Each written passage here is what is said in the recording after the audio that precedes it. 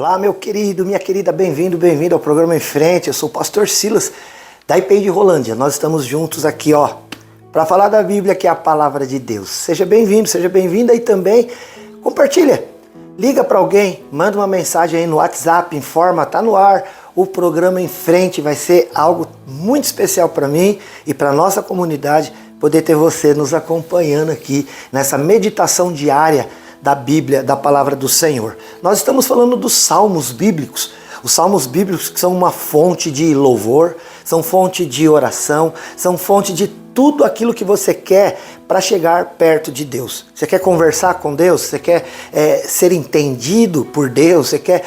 Então, leia o salmo, sabe? Quando você não tiver palavras, quando as suas próprias palavras para orar, para louvar, elas parecerem ser escassas, então você vai lá no salmo, você vai encontrar uma fonte riquíssima de textos que vão te levar à presença de Deus daquela maneira que você precisa. Por exemplo, às vezes os salmos são salmos de alegria. Às vezes os salmos são salmos de pedido de socorro. E muitas vezes os salmos são salmos de lamentações também.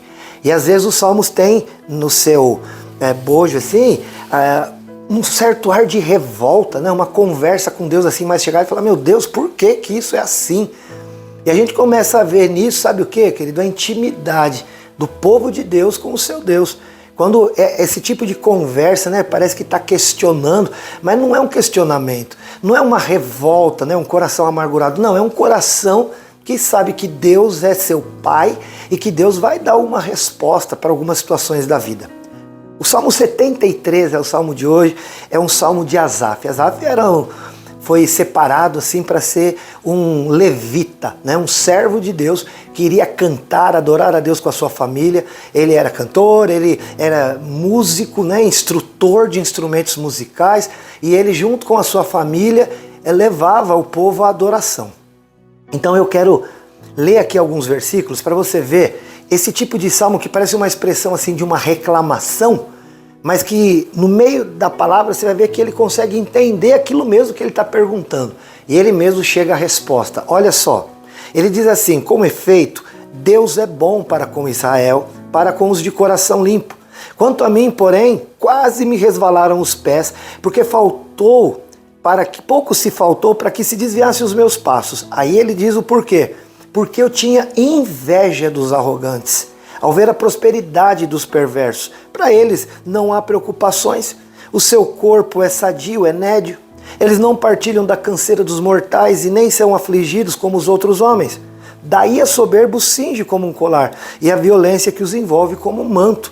Os olhos saltam-lhe da gordura do coração. E aí ele vai descrevendo como é a vida de alguém que não serve a Deus, mas que está prosperando.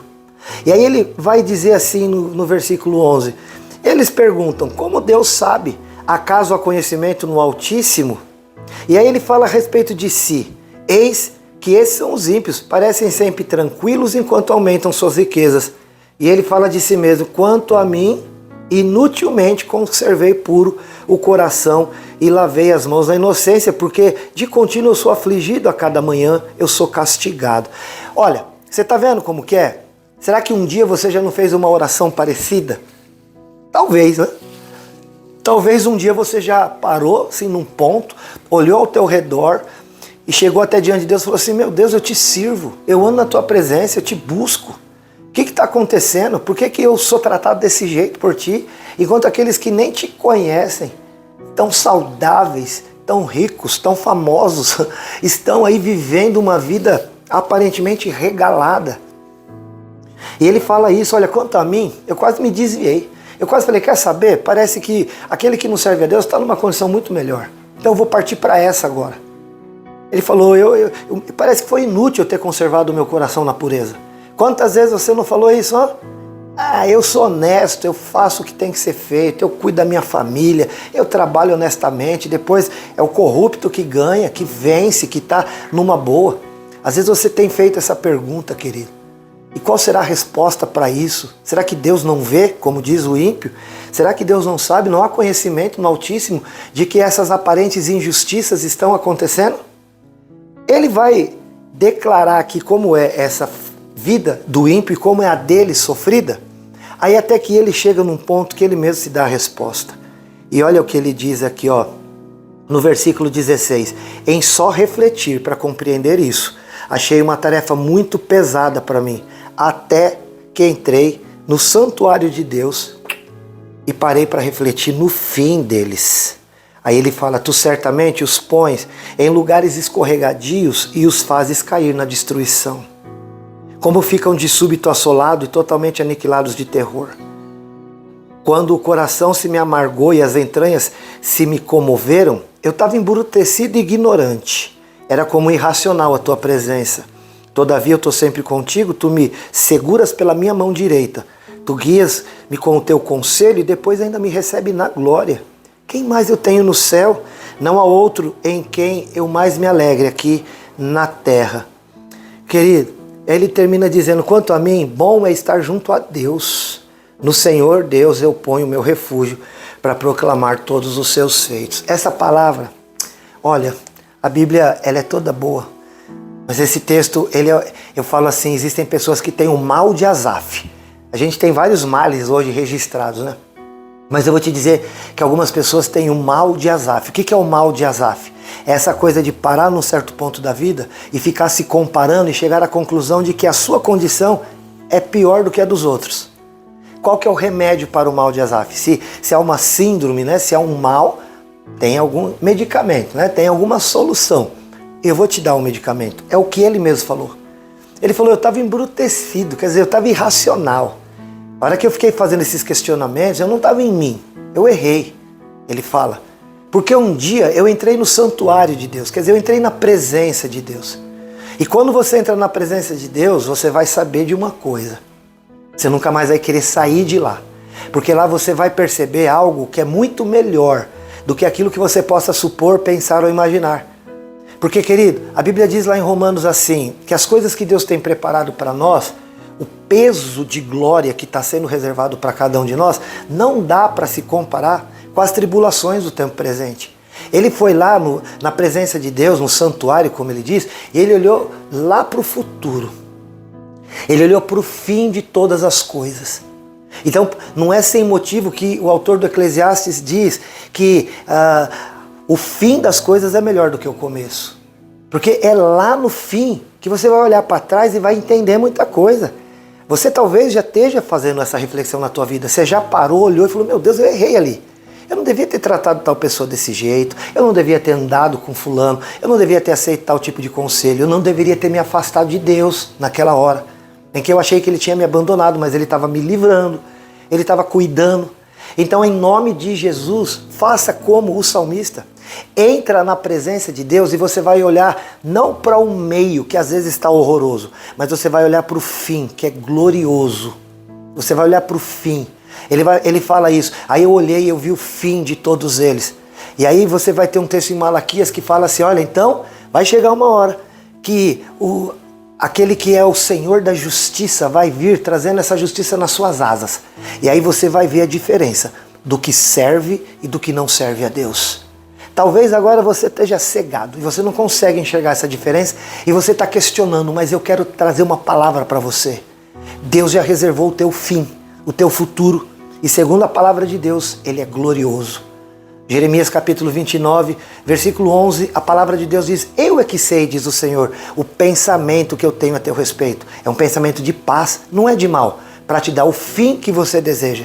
Então passa a orar a mim, passa a me buscar, porque buscar-me-eis e me achareis, quando você me buscar de todo o teu coração, em nome de Jesus. Que essa amargura, que essa tristeza, que essa dor na tua alma, porque você está se comparando e falando, por que o ímpio prospera? Por que o corrupto avança? E por que... Em nome de Jesus, tranquiliza o teu coração. Entra hoje na presença de Deus e você vai ver que no final, sabe quem... Você não perde por esperar. Você vai falar isso, olha, eu não perdi por esperar. Eu descobri que Deus estava cuidando de tudo. Deus tem algo maravilhoso preparado e reservado para você. E no tempo que isso acontecer, você vai falar, meu Deus, obrigado. Porque isso é o melhor para mim. E isso é o melhor tempo que eu tenho para mim. Faça como Asaf. Entra no santuário, ou seja, entra na presença de Deus. E você vai perceber a diferença do que serve e do que não serve a Deus. Que Deus te abençoe demais. Eu sou o pastor Silas da IP de Rolândia. A IP de Rolândia fica no centro da cidade, lá na Santos Dumont 1075. Você já foi lá? Será que uma vez você já me viu ali, eu já te vi ali? Querido, vem nos visitar. Se você quiser saber o horário das nossas atividades, os dias que acontece, entre em contato com a nossa secretaria lá no telefone 3015 2727. 3015 2727. Não esquece de entrar nas nossas redes sociais, Facebook, Instagram e YouTube. Se inscreva no nosso canal, nas redes sociais, chama-se Em Frente Responde. Ah, vai ser tão bom ter você lá. Apareça, vai ser uma alegria tremenda, tá bom? Que Deus te abençoe poderosamente neste dia e não esquece que eu te amo em Jesus. Até o próximo, se Deus quiser. Tchau! Senhor nosso Deus e nosso Pai, obrigado, porque neste dia nós voltamos a reconhecer que sem Ti nada podemos fazer, que sem Ti nós não somos nada. Senhor Deus, nesta manhã, neste dia, mais uma vez, reconhecemos a Tua companhia, quando nos lembramos do texto da Tua palavra, que diz que o Senhor estaria conosco todos os dias, até a consumação dos séculos. Isto quer dizer, Senhor, que nunca estamos sós, ainda que o nosso sentimento negue, ainda que aqueles que estão ao nosso redor não reconheçam, mas nós nos lembramos da Tua palavra e é nela que confiamos, pois o Senhor é aquele quem diz: nunca te deixarei, nunca te desampararei.